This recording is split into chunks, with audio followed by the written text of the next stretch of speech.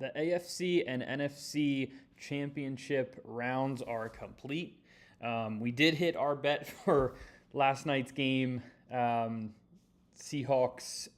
versus the Rams. Cooper Kupp did go over his 2.5 receptions. Stafford over his passing yards by a bunch. I believe he's now been over in like 7 straight games. I think I put down here somewhere. Stafford over 253.5 in 7 straight games, which is crazy. All 3 of the player props did hit. Puka's touchdown came through as well. So 3 for 3 to end the night in the NFL. That was pretty awesome.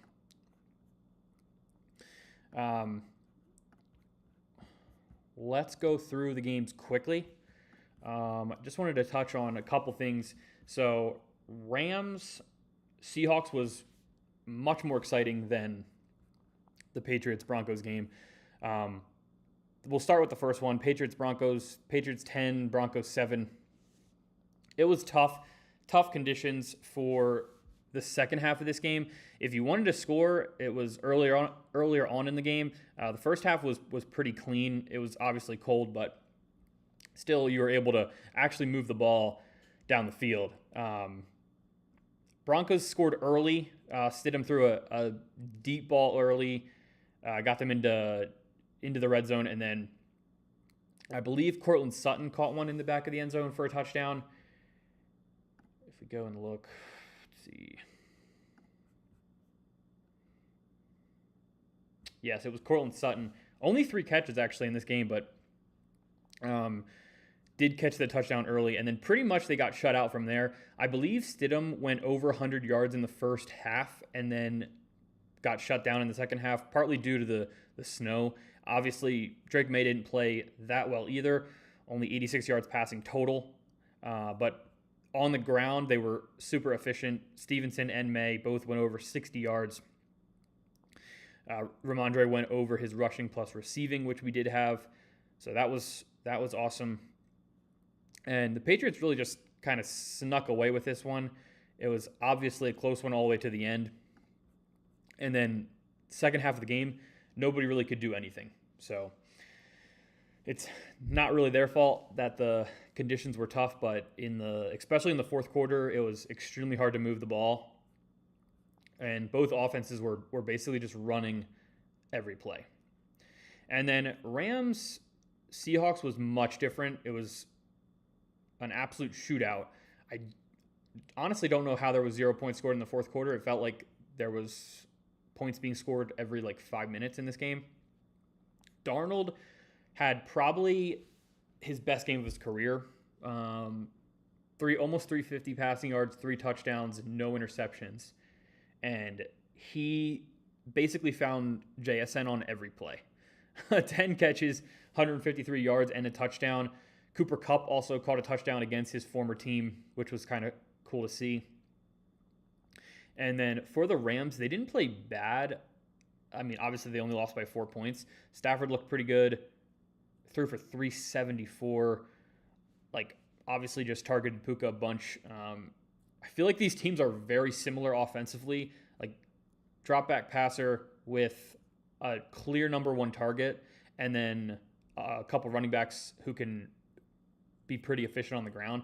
Obviously, they were missing Charbonnet. Seattle was, but Kenneth Walker, 19 carries, touchdown, 60 yards on the ground, so he didn't have much trouble either. Kyron really couldn't get anything going. Only had 1 more touch than Blake Corum. Blake Corum actually had more yards than Kyron on the ground, and he really wasn't involved in the pass game either. But Puka caught a touchdown. Devontae caught a touchdown. So that was good to see. The Puka obviously cashed one of the player props for this weekend. And then Cooper Kupp over 2.5, which was awesome to see. I was thinking about taking Kenneth Walker. I think Kenneth Walker's yardage was 80 rushing. So I'm glad I didn't take that over, because obviously he came out of the gates running all over the Rams, and then obviously later in the game it kind of slowed down. But early in the game it looked like he was going for at least over 100. But that's going to be the matchup. Seahawks, Patriots in the Super Bowl. I'm really not sure what to even make of this matchup. I think they came out with the lines. Yeah, so Seattle is currently favored by about 4.5, 3.5 I've seen too. Over under 45.5. I think Seattle has a good chance of winning this game. They have a really good defense. Patriots defense was playing really good throughout the playoffs and still was, and they got a lot of help from the weather. I think it's really going to come down to, can Drake May score on Seattle? I think Seattle's going to score some points, so I actually think this could head towards the over here in this one, just looking at it early. No weather concerns. It's going to be in Santa Clara, California at the 49ers stadium. So that's not going to be a concern, but two good teams, obviously, both 14-3 in the regular season, and it should be a good game, honestly. Ticket prices low as $6,000. That's absurd. I just saw that. That's kind of funny. But I'm going to dive into this game at some point, and I will try to find some good player props for that and some plays and angles for that game. But really, that's all for now as far as games and future games. I did see this earlier today, and I wanted to quickly look at this because we are kind of getting towards the off season. It's a great article from CBS ranking top 50 NFL free agents for 2026, and there's some big players on this list. George Pickens going to be a free agent. I don't think Dallas is going to have enough to re-sign him, honestly. So I wouldn't be shocked if he's let go in Dallas. I really wouldn't be surprised about that at all. I could see a team coming in and picking him up. I don't even believe he's only 24 years old. That seems like, that just doesn't seem right, but I guess he's only 24. So I would agree that he's a top free agent. I mean, look at the season he had: third in receiving yards, 9 receiving touchdowns.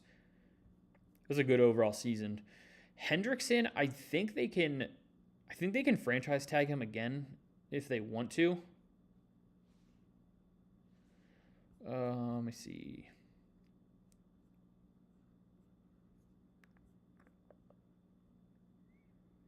Yeah, I think they will be able to franchise tag him again. But they really should lock him up, Hendrickson and the Bengals.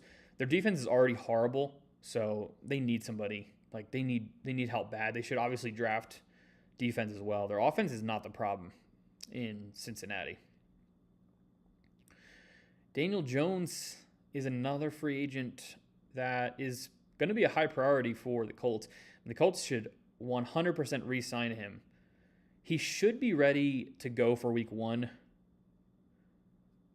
Obviously tore his Achilles, but with the recovery that these guys do now, he should be ready for week 1 next year. And with Jones, this offense was awesome. Jonathan Taylor was great. Tyler Warren was awesome. Michael Pittman was good. Even Alec Pierce was playing pretty well with Daniel Jones. And I don't know how many games did he end up playing. I'm not even sure how many games he ended up playing, but yeah, and he was playing through a fractured fibula too. So get him healed up, and I think the Colts are going to look pretty good in 2026 if they can re-sign him. Jalen Phillips for the Eagles, Tyler Linderbaum, another Cole, Alec Pierce. I don't know what they're going to do with Alec Pierce. I don't know if they're going to re-sign him or not. I can see other teams that need a receiver paying him a lot. If the Colts spend the time and money to re-sign Daniel Jones, I think Alec Pierce could be possibly an afterthought.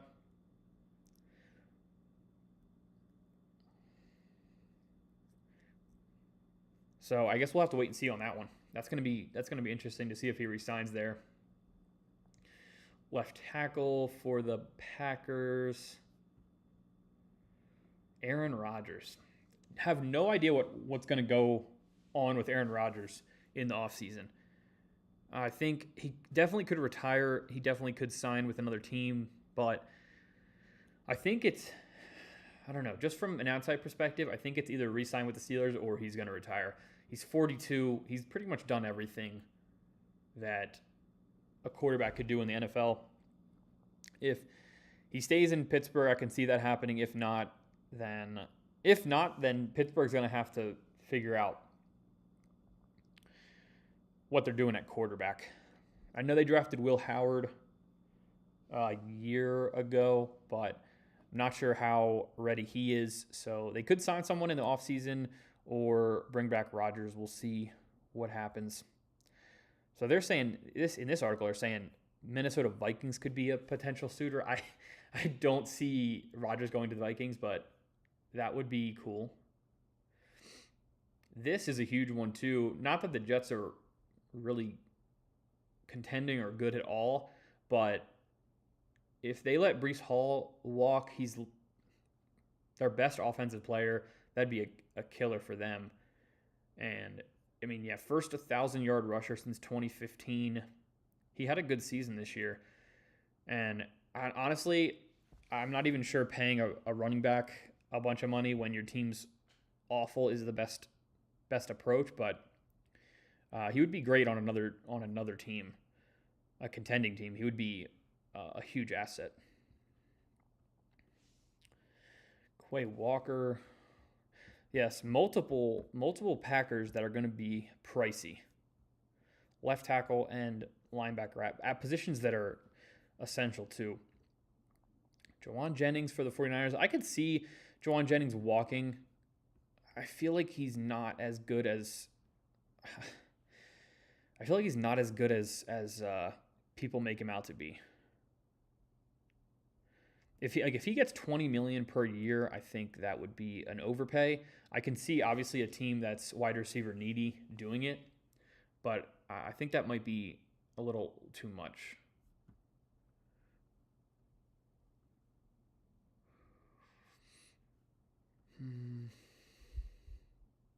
Devin Lloyd. A lot of defensive players. Yeah, Mike Evans, I did know was a free agent. He's 32.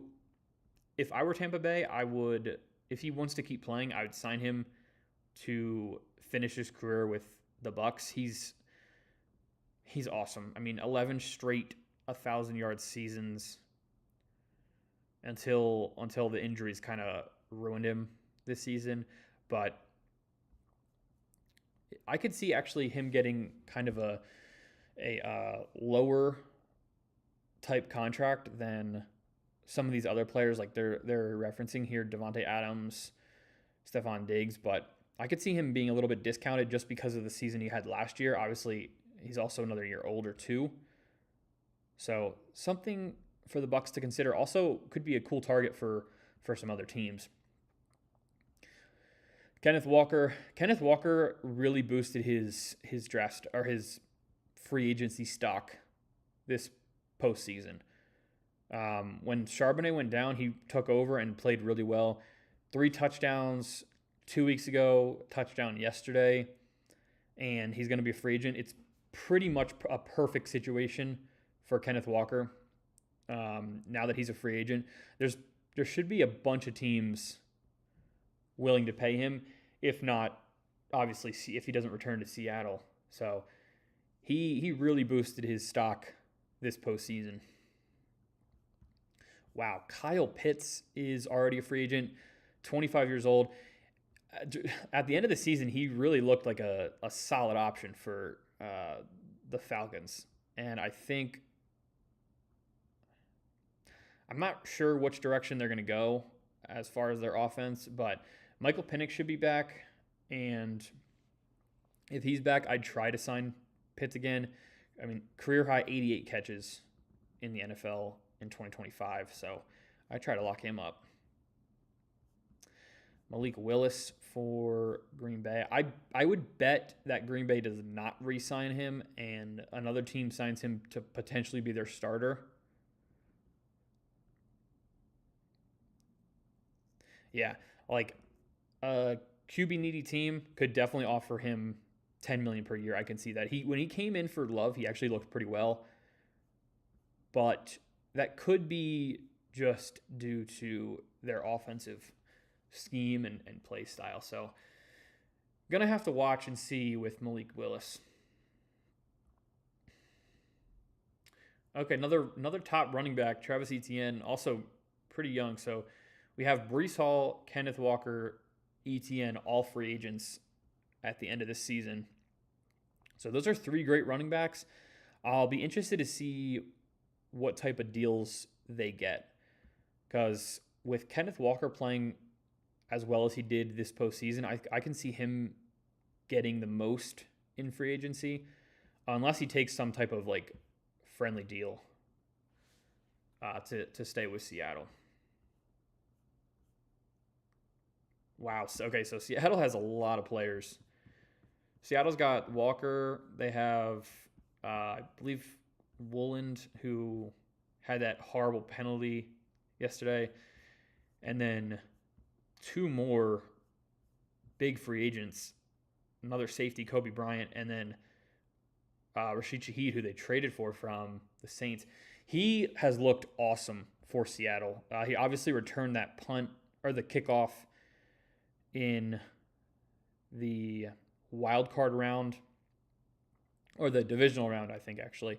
And then last night he had a huge catch for a touchdown. So he's a big-time playmaker. I wouldn't be surprised if he goes into free agency and kind of shops around for teams, because I think he could get a nice, sizable deal from someone. Javonte Williams for Cowboys. Romeo Doubs, interesting for Green Bay. We'll have to see if they bring him back.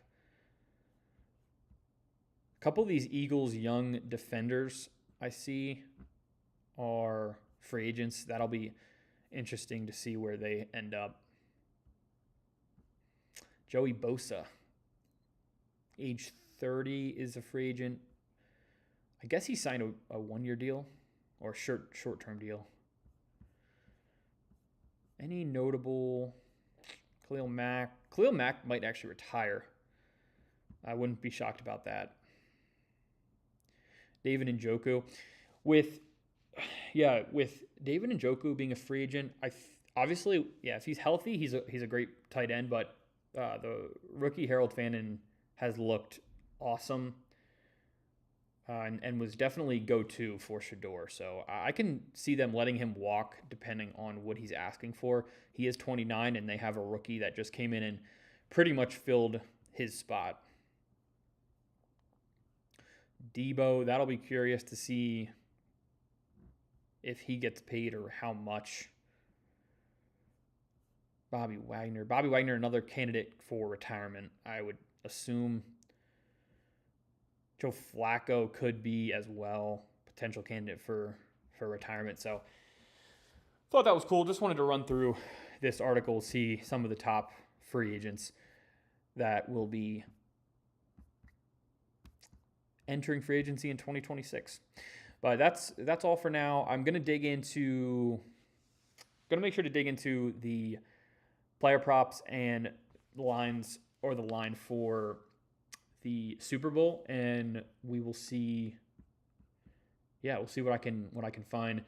I feel like I'm gonna like a lot of overs just with the total being at 45.5.